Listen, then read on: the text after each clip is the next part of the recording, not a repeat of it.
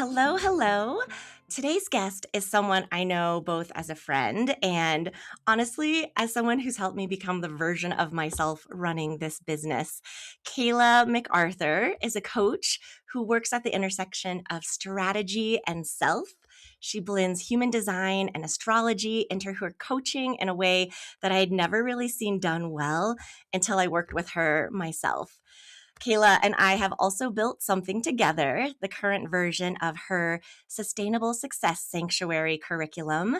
And today we're going to pull back the curtain on how that all came together, along with her philosophy on coaching, community, and what it actually takes to build a space where people feel safe going deep. Kayla, welcome. So nice to have you here.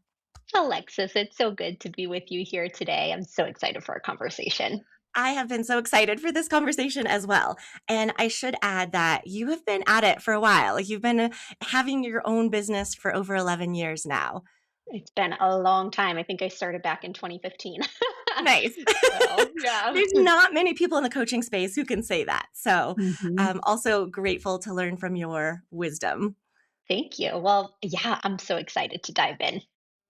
So I'll just jump right to it. What drew you to coaching? Oh my gosh, that's a great question. So, I went to school and got my bachelor's in psychology with every intention to leave school and go into having my own practice, a therapy practice. And in the interim, because you can't just go from bachelor's to having your own private practice, I was Right. working in a group home for young adults who had severe mental illness. And I loved the kids, I loved the work, but I didn't like the actual mental health industry itself. I did not like the bureaucracy. I did not like all of the rules, all of the red tape. Oh gosh, it felt so stifling.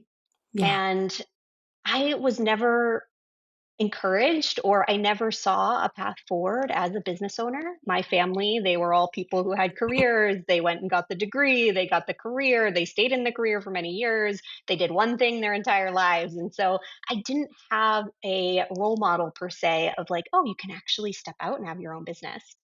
Anyways, between both of these things, thinking, okay, I have to have a career, and then also being in this job that, again, I loved the actual work of working with the kids, but not the Mhm. bureaucracy. I came to this place where I was like, I don't think I want to go down this path. And some of my coworkers actually at the group home, they said, Kayla, have you ever thought of coaching? Have you ever thought of having your own business around being a coach? And I was like, what is coaching? Because this was like, I don't know, 2011, 2012. I think coaching has been around for a long time, but it's really blown up, I'd say, in the past 5 to 8 years. So it was fairly new. And I was like, what? Oh my gosh, I have to learn more about this. And so the more that I learned about it, I was like, oh, maybe this is the way that I want to go. I can have my own business, I can make my own rules. And of course, I am a lifelong learner. So this isn't just like, okay, I'm going to become a coach and then I'm a coach now. It's like this actually was a career that I could learn what I wanted to learn. I didn't have to follow a certain curriculum. If you're going to become a therapist, you need to Mhm. go and do a lot of training, and there's very distinct training. But when you're a coach, you kind of have a little more gamut. What are you interested in? What are you curious about? What's been your journey? What's been your transformation? So I've been able to kind of follow my own passions, my own curiosities, my own skills that I want to develop, as opposed to when you're a therapist, you kind of need to, you know, Yeah. follow Yeah. the bureaucracy and do the things. So if you Yeah. can't tell, there's a theme here. I like to do things my way. Don't we So, all? yeah. And you're not alone. I know a lot of teachers similarly. It's like they love the students they're working with. They love that aspect of it, the teaching, but not all the bureaucracy that comes with it. And I will also say that your background in psychology definitely comes through in everything you do. I certainly had my own moments where I was just a weepy mess. And you're just like, okay, let's regulate ourselves. And you knew how to approach really difficult situations from a very empathetic lens that definitely was kind of like a trauma first or trauma Mhm. forward lens that definitely helps people get through some rough patches. Always appreciate that about you. Oh, thank you, Alexis. And yes, that was one of those skills. I actually did do a trauma informed certification maybe like 5 or 6 years ago. And that was a really helpful supplement to everything that I did learn back in the day when I was Yeah. in the group home and when I did my bachelor's degree. So, yeah, those are the things that are really important for coaching, I think, when you're going to be working with people. Yeah. Yeah. Is there anything else about how your approach to coaching has changed over time? Mm. So when I started, I was very new and I actually started out as a health and wellness coach. I don't know if you knew that about Hmm, me. I don't think I did. Yeah, that was my first coaching certification that I did. I went into the health and wellness field. I was doing a lot with the gym and creating workout plans for people. That was the first 6 months of my business. And then I Wow. quickly realized, you know what? This is really a habit and something that I'm interested in for myself, but it's not the thing I think I'm supposed to help people with. Yeah. So I shifted out of that. But yeah, over the years, I've had a couple of iterations. I went into mindset and manifestation coaching at one point, and then I came into the world of Rich Litvin, and he is the author of The Prosperous Coach. And the way that he coaches, I loved it. It's deep, deep coaching. It just has a different flavor. It's not the surface level strategy consulting, because I think a lot of coaching these days is people think it's more consulting. True coaching is actually not telling people what to do. It's really helping them tap into their own answers, tapping into their own way, tapping into their own compass. And so when I came across Rich Litvin and his work, I went to his coaching intensive and I met some of my favorite coaches that I've ever worked with who are ontological coaches. And Hmm. they opened up my eyes to this whole transformational side of coaching. Ontological coaching is really about the way of being, right? It's getting underneath the content of what someone's saying to look for the context of how they're showing up. Who are they showing up as? Hmm. Who are they being in their lives? And this goes both ways, right? We can look at some of these disempowering ways of being, and we can also look at some of those empowering identities, right? What way of being is actually going to empower you to create what you want? And so, and Hmm. it's also looking at language, right? Like, how is someone speaking to themselves? What's the story that someone's telling themselves about themselves? And so I was hooked. I had to go super deep. And I actually did a couple of different programs with them where the main goal was to really deepen our coaching skills, hone our craft, to really work with people at a high level. And yeah, that really changed the game for me. And that definitely shows up in everything you do. So I should add, you are a business coach now. How did you make that transition? So I say I'm a transformational coach for Okay. business owners. Uh-huh. Because again, I think when I think of business coach, I think of someone who's going to give you all the strategies. Mm. And while there is a soulful element to my strategy, it's looking at your human design and astrology and looking at strategy through that lens. First and foremost, for me, it's really about who are we being inside of our businesses, Mm. right? Like who's showing up to the actions, who's showing up to the strategy. You could have all of the strategies in the Yeah. world, and they're not going to work if who you're being is someone who is afraid to shine, who is in victim mode, right? Who is just not in their power, Yeah. essentially, right? And so, yeah, to me, it's really about transforming that identity first Mm. is really key. How I got into that though, I mean, I just felt a pull towards working with business owners because I am one. I've always looked at my own journey as inspiration for who are the people that I'm meant to work with. Also, if we're going to bring in our human design and astrology here, my son is in the 10th house. I really shine when it comes to talking about career, our public reputation, our business, the work that we're doing in the world. So, yeah, that's how that came about. I think it's more so about me and my own journey than anything. Yeah. I'm curious how you describe what you do to somebody who's never worked with a coach who blends the human design with astrology in that process. Yeah, yeah. So the way that I usually talk to people about that, I don't necessarily dive into how do we work with the human design and astrology. To me, it's a skill that I bring in. I focus more on my mission, and my mission is sustainable success. I want us to all experience businesses that feel sustainable, that are successful, that don't cost us ourselves. We are actually able to fit our business into our life as opposed to making our business our entire life. Yeah, I want us to be doing meaningful work that pays us well. And so, human design and astrology is a skill that supports that mission, right? Because we can see from our chart what are our ideal business models? What are our ideal offers? What's our methodology? What are our ideal sales and marketing strategies? How is our daily workflow going to work best for us? Because we're all so unique and different. And I think why I was drawn to human design and astrology is because I am so passionate about us finding our own way.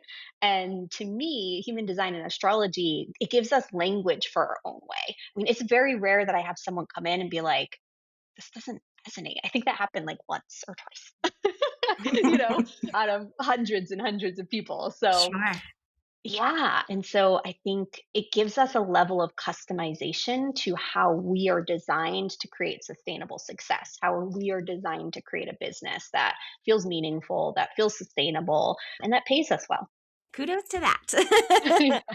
So, I've gotten to work one on one with you, and I've also gotten to work in a group setting. So, I'd love to talk a little bit more about the Sustainable Success Sanctuary. So, that is a group coaching container that you currently offer.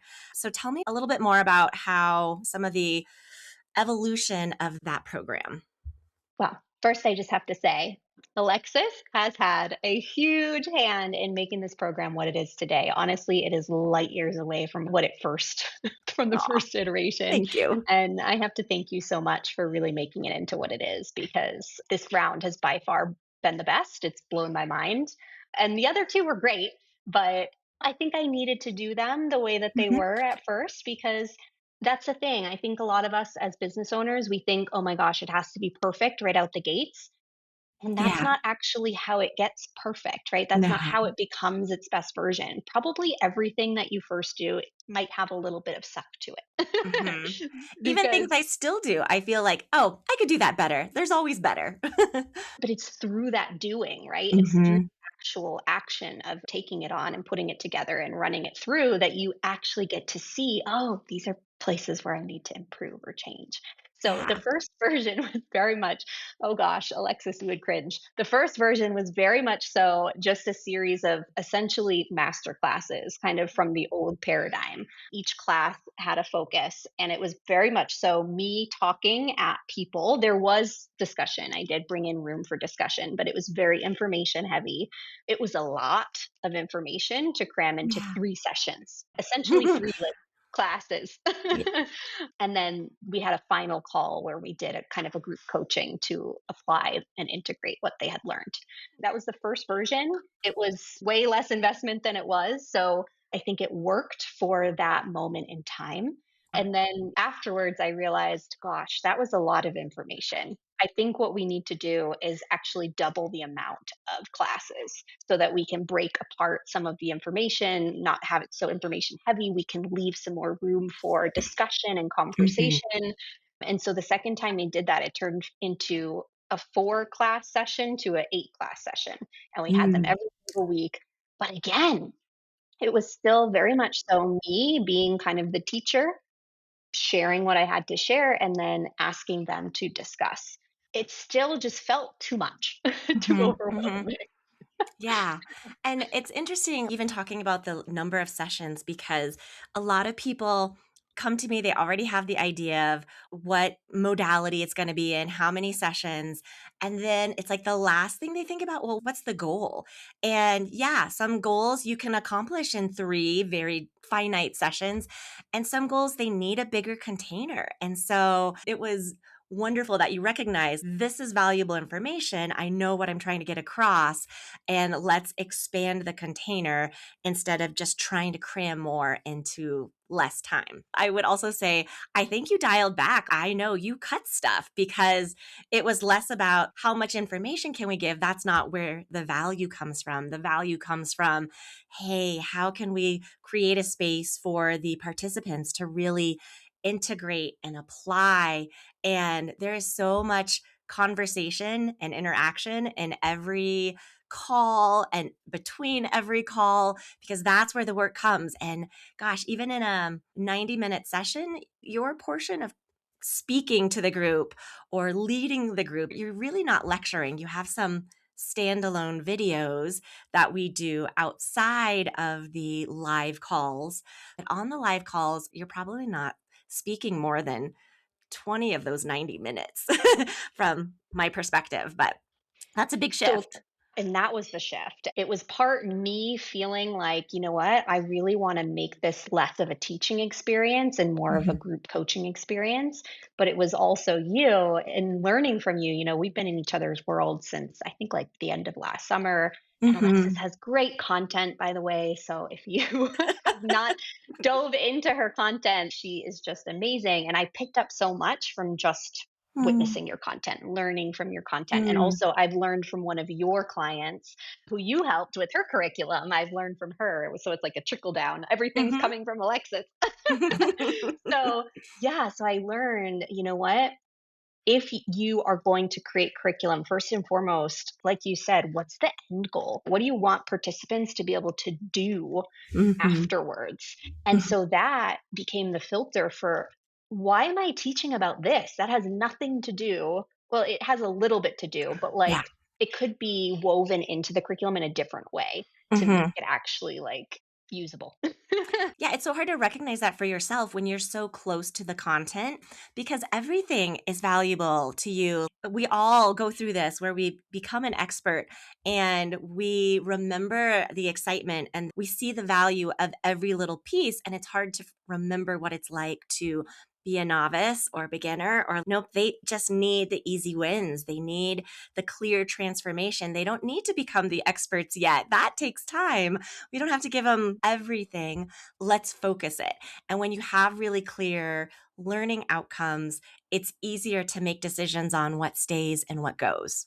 100%. And part of the information that I had been teaching, right, in the first couple of iterations actually became some of the marketing.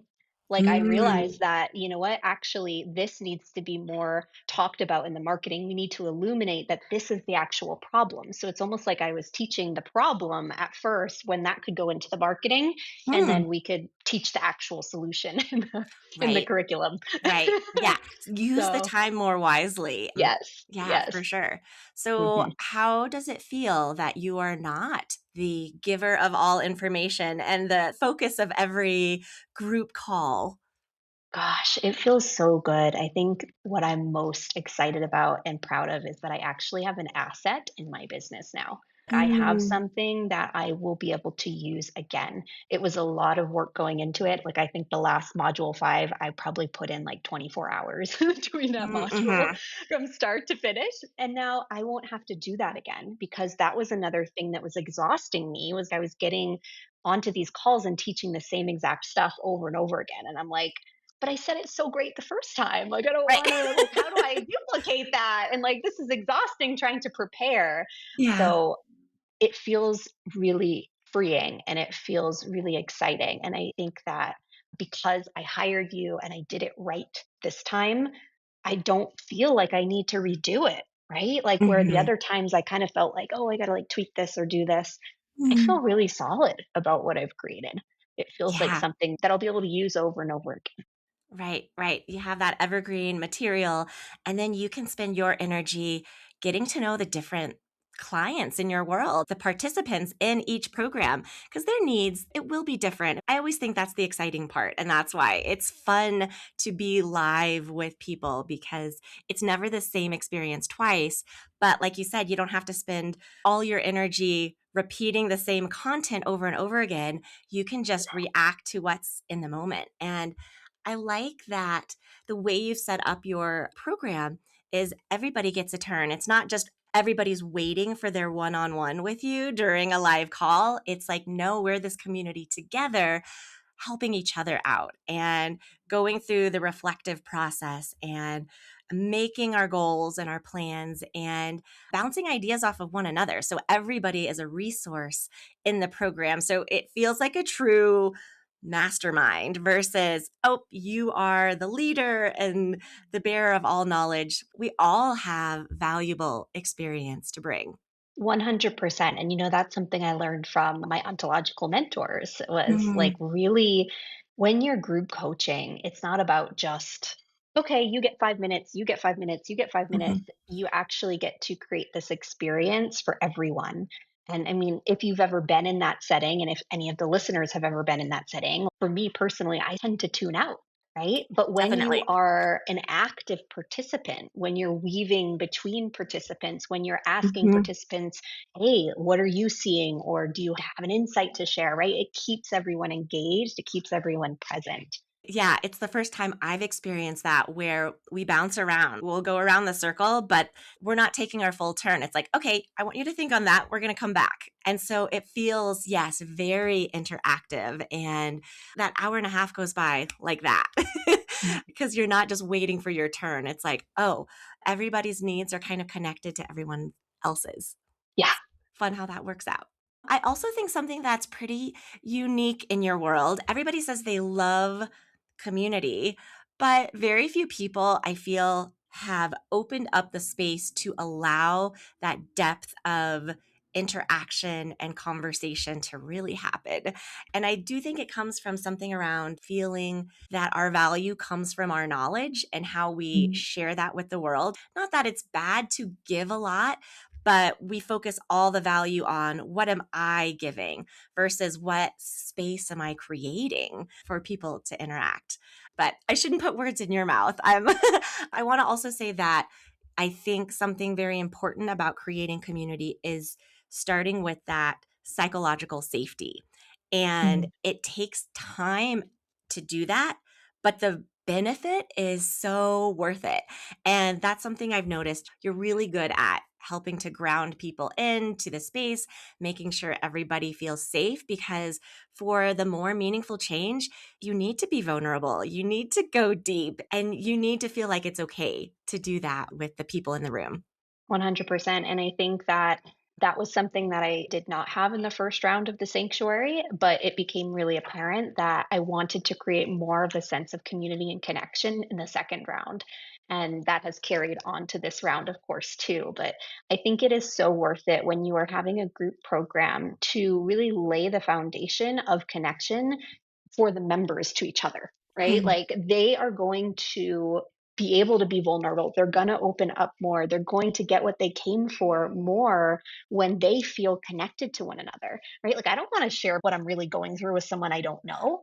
I want to know who I'm in the room with. And I want to go a little deeper than just the surface level of like, oh, what do you do? What's your business? I want to go into what does sustainable success mean to you? Just Hmm. deeper questions to get the discussion flowing, to help people get to know one another from a different lens, not just the very 3D, okay, yeah, you're a business owner who is a coach and does human design. Right. It's not a Yeah, resume. Yeah, there's something beneath the surface. yes, But yes. it And does so, take time. I think maybe sometimes people are so eager to get to the end solution, they don't take the time. And you have to be more intentional when you're online because you don't have the water cooler talk. You're not in each other's physical space or presence. So you have to create that space. And it's totally possible. But I'm curious, tell us a little bit more about how you work to create a space where everybody feels more comfortable sharing and being vulnerable. yeah, I think a big part of even before the connection happens is really laying the foundation of how you're going to interact with each other, like having some Mhm, agreements, having some mhm. guidelines about how you want people to show up in your space. For lack of better words, what's acceptable and what's not, Mhm. you know, Yeah. I think that that's really important. So, something that I did because of our work together was really adding that piece into the orientation guide. Hey, this is what we agree to. This is how we agree to show up. This is how we agree to show up with one another. If Mm, something happens, you agree to bring it to me and we can address it and clean it mm. up. I think that, yeah, just laying the foundation of how you want people to interact. And I think also just letting them know too that like we're human. Right. And sometimes we might make mistakes or we might hurt someone's feelings, but Yeah. knowing and opening up, one of my agreements is you agree to come to me with it and let me know so that we can clean it up. If someone says something to you and it doesn't sit right to you, that can really affect your entire experience in the program. And so Mhm. knowing that there's safety to come to the leader and share, or if it's the Right. leader herself. And this is something that I even do in my one-on-one coaching. And I've had some breakdowns with clients where they have come to me and shared what was really going on for them. And I had to own it and clean it up. But I think just having that really creates that psychological safety, like you said, like, okay, I don't Yeah. have to pretend everything's okay. I can come if I need something. And then I think also real connection, having a call specifically for just connection where your Mm, members are getting to know one another, having some questions that you come up with that might be related to the experience, putting them in breakout rooms, letting them get to know each other one on one. I think a lot of mhm. times people put four people, five people in a breakout room, and like, yes, it's great, but I don't know, when I'm on a one-on-one with someone, I feel like the barriers kinda come down in a different way. Yes. Mhm, for You're sure. really able to go kind of deeper with that person, you feel a little more comfortable sharing with that person. Yeah, So yeah, having a specific call, a specific feature where yeah, members are really connecting with each other. It's not enough to have like a portal and be like, okay, go introduce yourself in the portal. No, yeah. we need real time engagement, real time connection. Mhm, mhm. And it's certainly more inclusive. It makes it feel like, okay, I have a voice to speak up and I'm making those real connections because once I do, I'm going to be more likely to, as a participant, if I'm confused or I'm lost or I'm frustrated, if I feel like I'm learning in a silo, I'm just going to slowly, quietly disappear. I'm not going to let anybody know because how could I? Most of the time, learners will make it feel like it's their fault. I guess I'm not getting it. I guess this wasn't meant for me. And then they bow out versus, no, okay, I'm not alone and I can speak up and be a better advocate for myself. And then it gives you, when you have that sort of two-way feedback loop, it gives you the opportunity to course correct. I know most of us, that's what we want to do. It may hurt our egos in the moment to realize, oh, something didn't go well for that participant.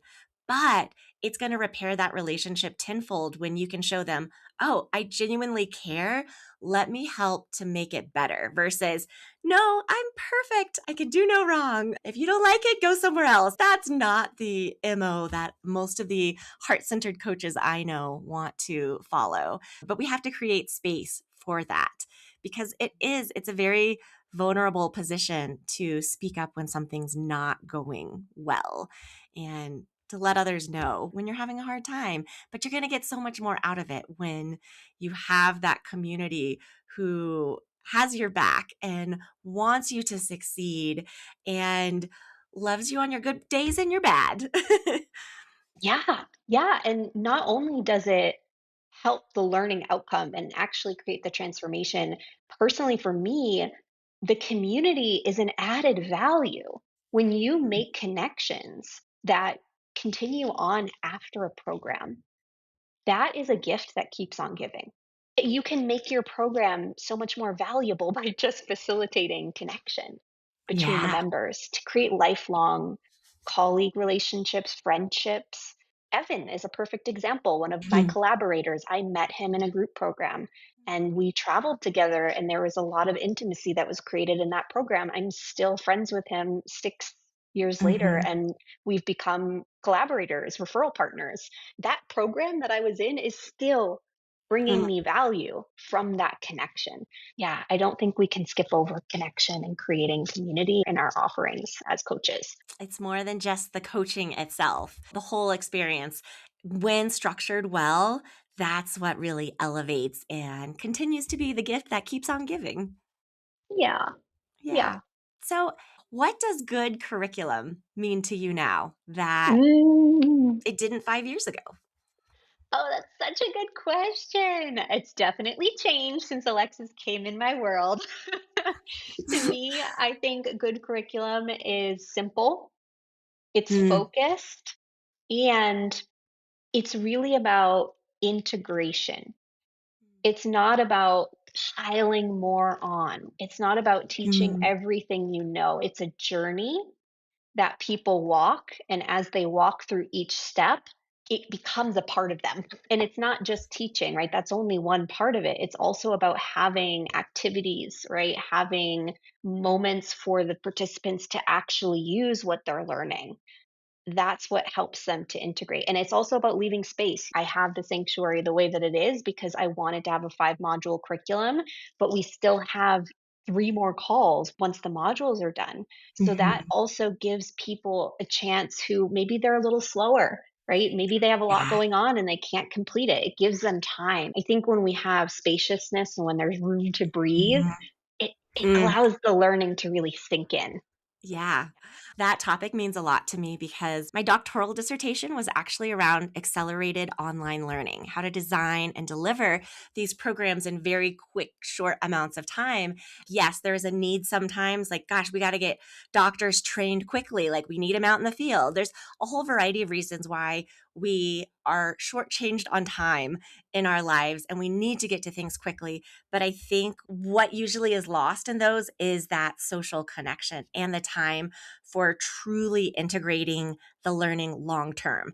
And again, I'm not saying it's not possible to learn quickly, but there is a value. There's something that's lost when you're just trying to rush through things.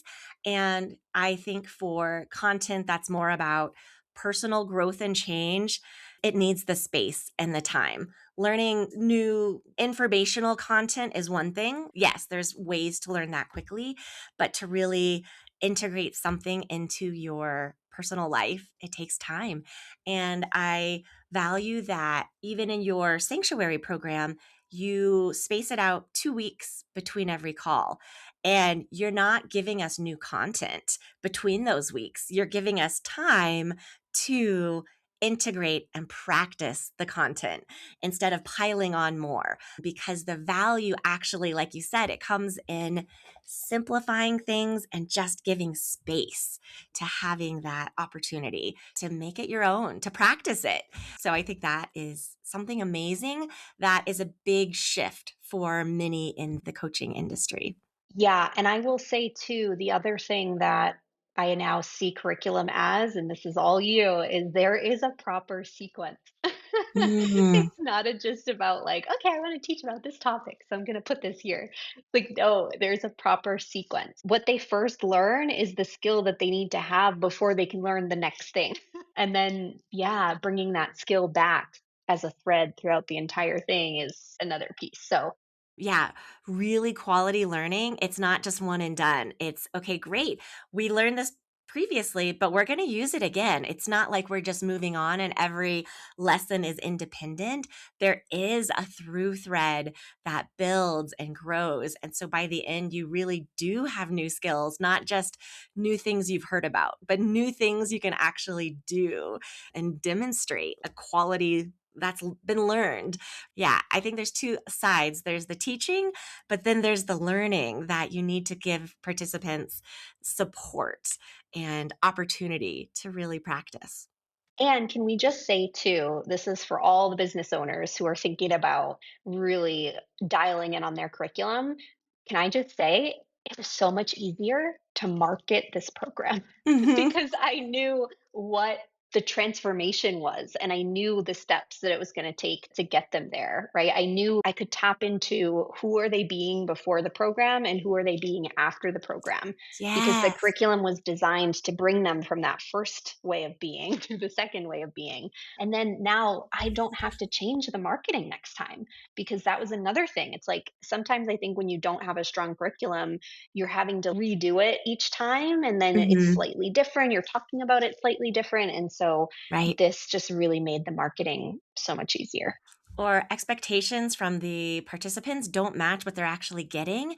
And when it's so clear what you're teaching, what the goals are, what your participants are going to get out of it, then time and time again, I know quality curriculum makes your selling stronger for all those reasons because then they get the transformation and then they want to take more of your programs because they know your methodology works and they tell their friends and they are very clear on what they got out of it and they know that it matched what was sold to them. And so that is a great feeling. I don't consider myself a marketer by any means, but I know that quality curriculum helps the marketing so much. It definitely helps. Yeah. And I think so often we look at, oh, how do I market this before we look at, oh, how am I creating the Mhm. program, right? Like, what Right. is this program really about? So, But yeah, when you yeah. know what you're really selling. And it's funny because I looked at your program and I'm like, oh, this sounds amazing. And not only did you market what the transformation was going to be, you were able to market how somebody was going to get there. Mhm. So that created more a sense of trust. And it wasn't just like, oh, we're going to wing it. It's like, no, she's got it dialed in. I know this is legit. That came through as well. So, speaking of programs, what new offerings do you have coming up? What should we be looking out for in the world of Kayla MacArthur if somebody wanted to work more with you?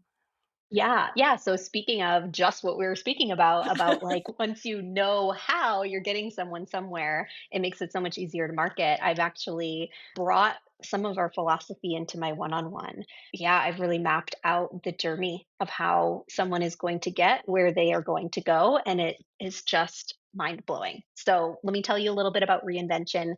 This is Please. my signature one-on-one program, which Alexis has been through. So she knows, although now it's going to have a little bit more of a curriculum focus in it. We are walking a pathway. We are building the business that's going to hold someone's next legacy leap. Okay. And so this is what happened in 2022. I accomplished everything that I thought I wanted to accomplish in my business, things that felt impossible. I thought I'd be working on this vision for like my lifetime, but I Mm, actually achieved everything in 2022.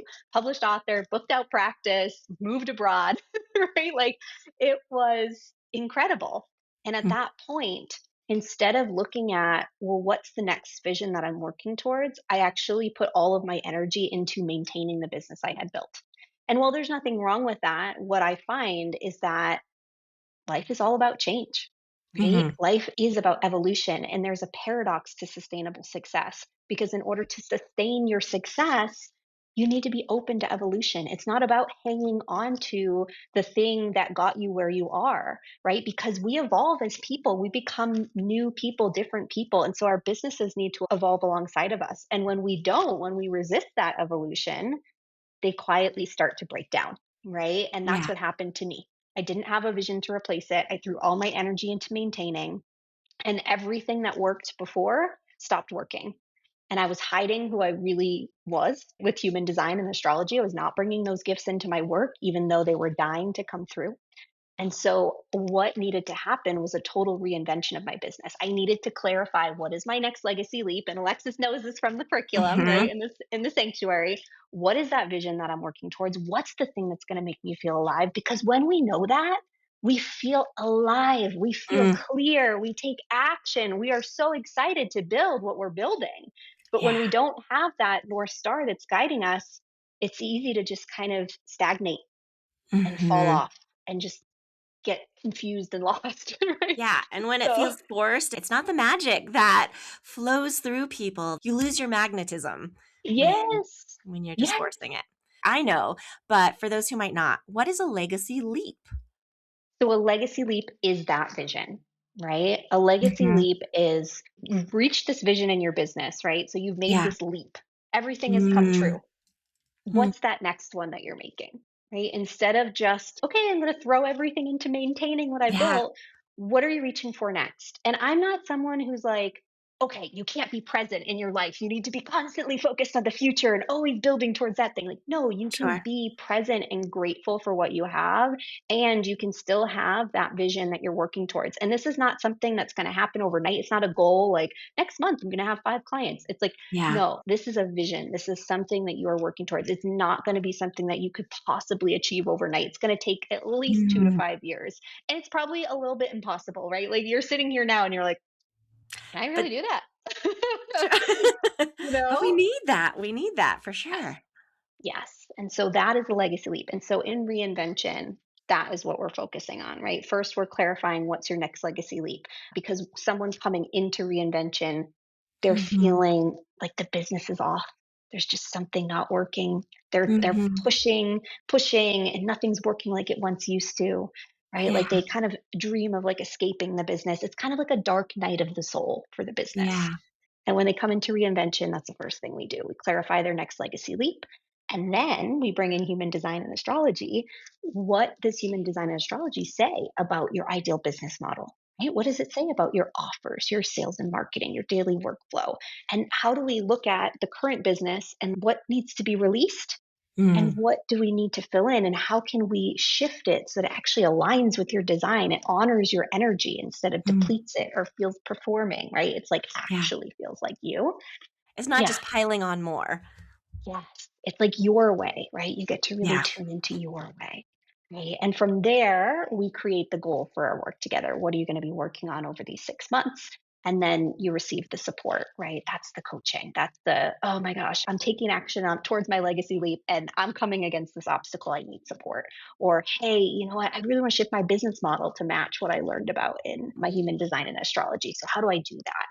Right. Or I am just falling apart because life is hard, business is hard, and Yep. I just need someone to witness me and I just need to be held.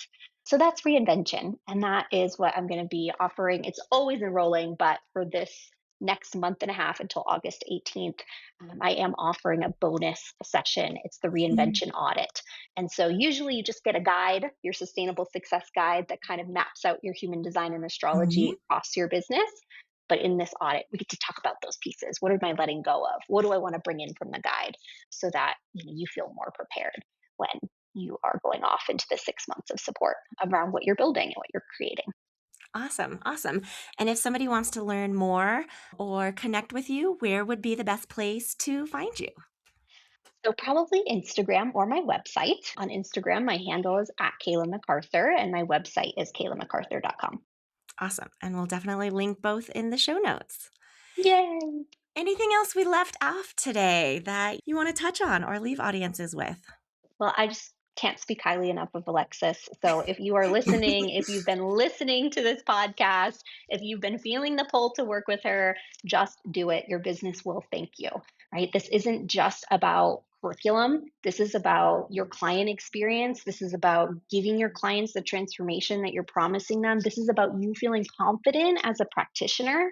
And this is about, again, creating that ripple, right, of connection, of community that we were talking Mm. about. When you have a well designed program, it keeps on giving. It's not just the thing you're doing for 3 months, it's the thing that, oh my gosh, I learned these new skills. I created this transformation. I'm carrying this forward and I'm carrying forward the relationships that I made. And so, if you want that kind of experience in your offers, hire Alexis. She's great Ah, at what she I promise I does. didn't put her up to any of that, but I'm highly grateful and thankful for the compliment and for knowing you. So, thank you again for being here, Kayla, and I can't wait to see what comes next. Thanks for tuning in to the Learning Alchemy Lab. If you enjoyed this episode, hit subscribe and connect with me on Instagram at The Learning Alchemist. Until next time, keep teaching with intention and creating learning that truly transforms.